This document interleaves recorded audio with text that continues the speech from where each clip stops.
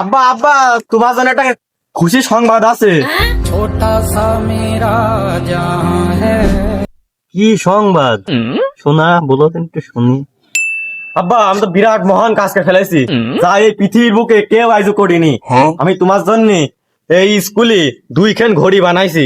যে ঘড়ি দেখি সবাই এখন স্কুলে টাইম মতো আসতে পারছে।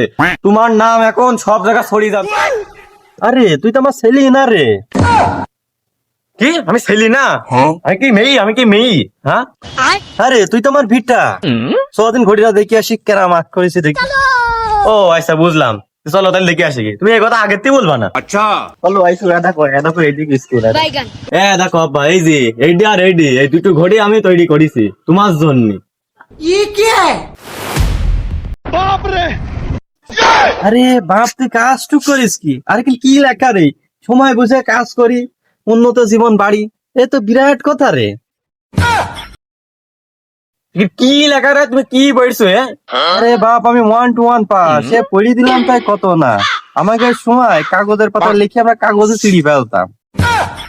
এই তোমাকে আনা আমার ভুল হয়েছে। চলো ভাই চলো।